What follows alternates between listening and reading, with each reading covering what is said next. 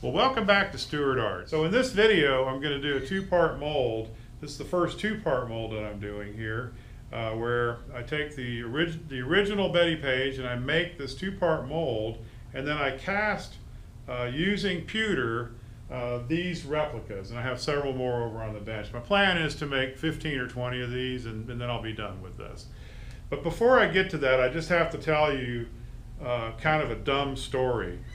So I filmed the first part of this video, and I let the silicone set overnight, and I was going to come in the next morning and do the second part of the mold.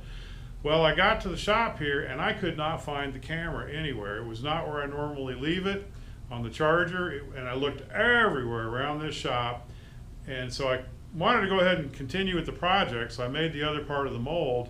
And then that evening, took the wife to dinner and brought her over here after, because she can find anything. My wife, she's got, we call it Mom Dar. She can find anything that I or the kids have lost, even if she doesn't know what it is.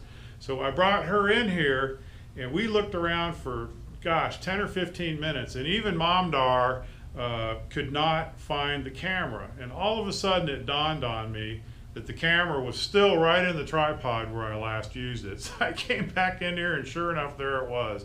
So there's a section missing where I make the second part of this mold, and I apologize for that. But I hope you enjoy this video anyway. I had a lot of fun doing this project. I was very lucky to find this little Bettie Page figurine at a local flea market. Gave a guy $5 for it. And I'm going to make a two-part mold today using this Mold Max 60 silicone rubber compound by Smooth On. And so this has got a clay base here. I've got my acorn nuts installed here, so I'll have registration points. And I'm going to mix the silicone mold maker. So we're going to pour over the top of her to create the top half of this mold, and then we'll flip it over and we'll make the second half. I've estimated the amount of silicone I'll need for this, the top part of this mold, and I'm just going to add my catalyst now, the so-called part B, and just eyeballing it here. Now they want you to weigh it, but well, what can I say? I'm not that kind of guy, so I just kind of been able to get by just sort of by estimating. So we'll mix this for a minute or two until it's fully in solution, and then we'll pour Bettie.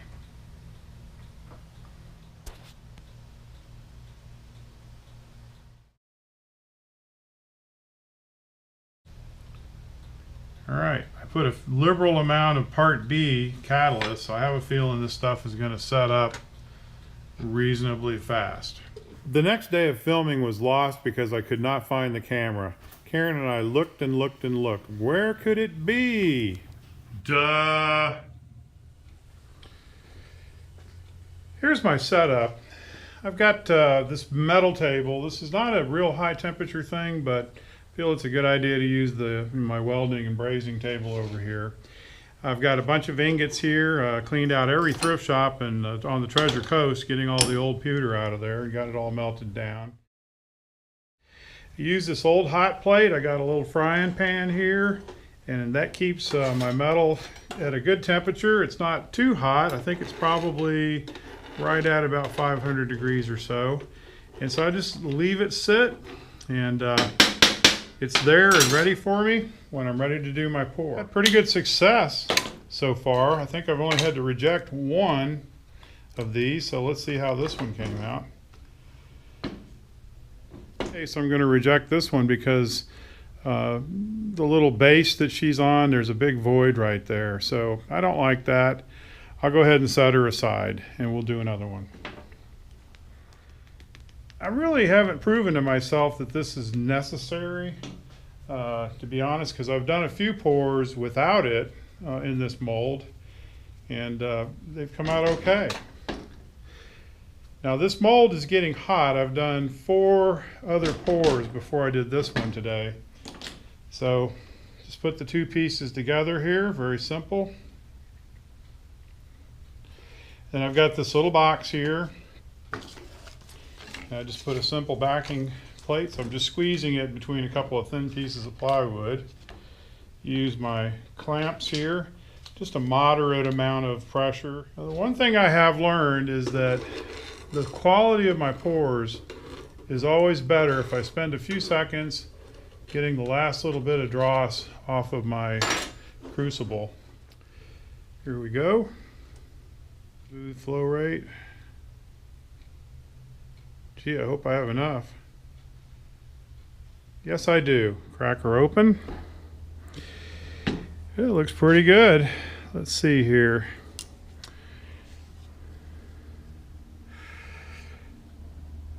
I don't see any big voids on the front here. Now my mold has developed a couple little flaws in it, so it's leaving some little spheroids in a couple places. But that's pretty easy to buzz off with the Dremel, so, darn it. I got voiding on the backside of this thing. That's disappointing. I wonder if this mold is getting too hot. I've done about 6 castings today, and I've got a reject rate of 3 out of 6, and that's the worst I've done so far. So I don't know what the problem is today. But doggone it, I got that void in the dome part of the casting there. So so I'll let her cool off. Actually, I should go ahead and just put her right back into the pot here. I hate doing this because it looks pretty good from a distance, but when you get up close to it, it's just not right. So, well, it's the next morning, and I was very disturbed by the number of failures I had yesterday. I think I had greater than 50% failure rate. So I literally lay in bed last night thinking about this, trying to figure out why I had so many failures.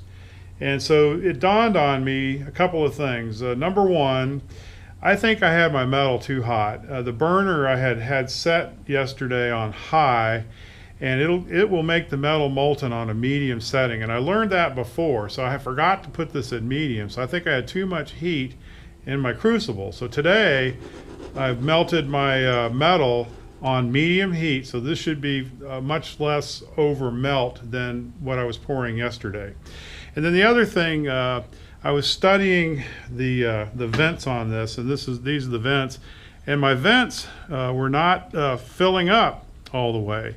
So what I decided to do is increase the size of those. So I took my razor and I increased the vent size on this significantly.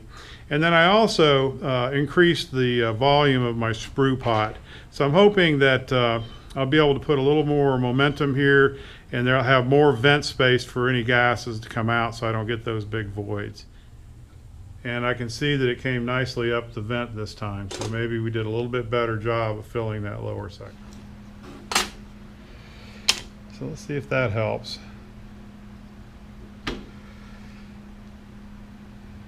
Front half looks good.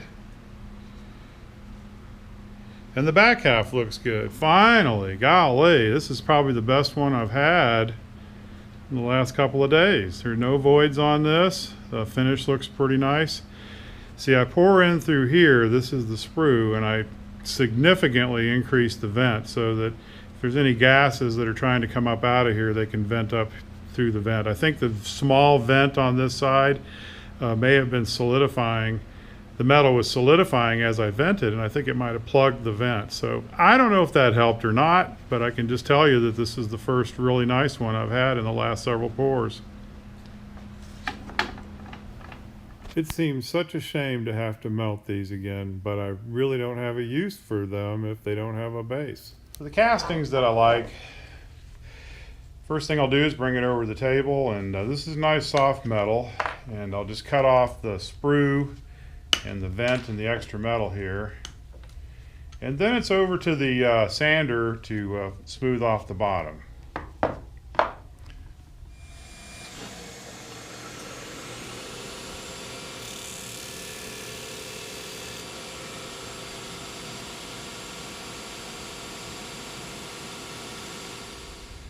With Betty standing nice and vertically, bottom finished, I'll go to a finishing process now.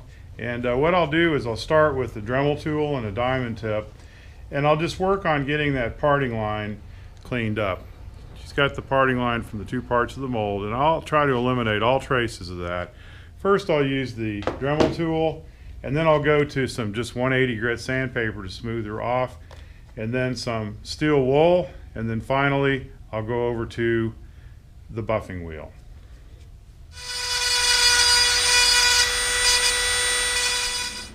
So with the Dremel, I've kind of knocked down the parting line here, got it to where it can be now sanded down to produce nice smooth surfaces. I use a 120 grit and just kind of aggressively go after it, and this will smooth down the remaining bits of the parting line. It takes me about 15 minutes for each one of these to get it sanded down. I really try to work out all the little blemishes, get down in the crevices as best I can. Then I'm ready to go to my wool. Now the wool will kind of buffer a little bit, and it'll also get down into the crevices some and help with getting a little closer to the final finish. So I'll give her a good going over here, and then over to the buffing wheel.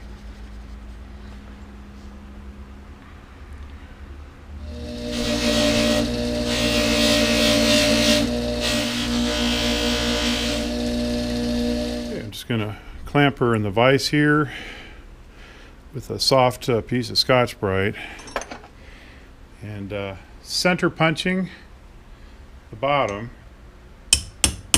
so that I can drill it and tap it to add a threaded fastener. I haven't found a good way to clamp these without hurting the casting, so I just kind of eyeball it and hold it. Yes, I know this is not a great way to do it, but it's worked pretty well. The metal is pretty soft, so I drill it in about a ½ inch with a pilot, and then I'll finish it off with the tap drill. And I tap and drill for a 1024. All right, we've got a nice center drilled hole. These pieces are finished. I think they turned out pretty nice. I like to put this little piece of all thread in the bottom, and that gives me some options for how I want to attach this. Here's one that I did before I shot the video, and it has a Sapelli plinth on the bottom of it, so drilled a hole in there and tapped it, and so that fits on there real nicely. Here's another one with a smaller plinth here, and I have 3 or 4 more that I've done as well. So I'll be turning little bases for these, and they'll make dandy gifts, and maybe I'll sell a few of them, who knows. Well, here's where we're ending this thing. I had a total of 25 castings that I did. I ended up with 17 usable castings. The rest of them I put back in the crucible and melted. I'll be working on these things to finish them up. About half of them I'll put on a base like this, and the other half I'll probably just leave with the threaded fastener on the bottom. My plan is to sell some of these as rat rod hood ornaments. So we'll see how that goes. It should be interesting. I appreciate you watching this video. I enjoy the comments that you leave. If you're not a subscriber, I sure hope you'll consider being a subscriber to the Stewart Arts channel. If you're ever in the neighborhood, be sure and stop by. I'll give you the nickel tour.